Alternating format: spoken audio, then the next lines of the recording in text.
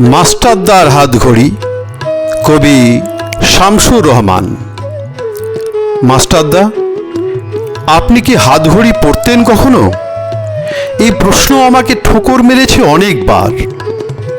মাস্টারদা, আপনার বিষয়ে অনেক কিছুই জানা আছে আমার। আপনার শরীরের গড়ন, মূল্যবান রত্নের মতো চোখের দীপ্তি, জীবনযাপনের ধরন, এরকম বহুবিধ খুঁটিনাটির আলো আমি পেয়েছি গ্রন্থের কালো অক্ষরের মধ্যে ভ্রমণ করতে করতে। কিন্তু মাস্টারদা, আপনি কখনো হাতঘড়ি পরতেন কি না আজ অবধি আমার জানা হয়নি। তবে আপনি যে মাঝে মধ্যে ঘড়ির দিকে তাকাতেন তা ধরে নেওয়া যেতে পারে। যিনি নিজে সময়কে শাসন করেন, সময়ের শাসন তাকে মেনে নিতে হয় কখনো সখনো।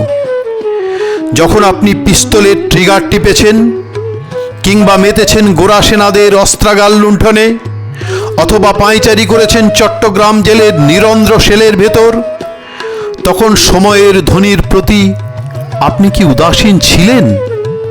মাস্টারদা, সেই যে মাঝে মাঝে আপনার কণ্ঠে উচ্চারিত হতো একগুচ্ছ শব্দ, সেই অনুসারে আপনি নিজে চোখেও শুনতেন, কানেও দেখতেন ক্ষুদিরাম, প্রফুল্ল চাকি, বীর আশফাকুল্লাহ, অপরূপ অগ্নিবলয়ের মতো এক মহামূল্যের মণিরত্ন।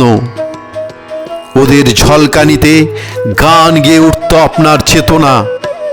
যখন আপনি বসে থাকতেন চুপচাপ, নীল নকশা আঁকতেন প্রতিরোধের, কিংবা সহযাত্রীদের উদ্বুদ্ধ করতেন সামনে পা চালিয়ে যাওয়ার জন্য।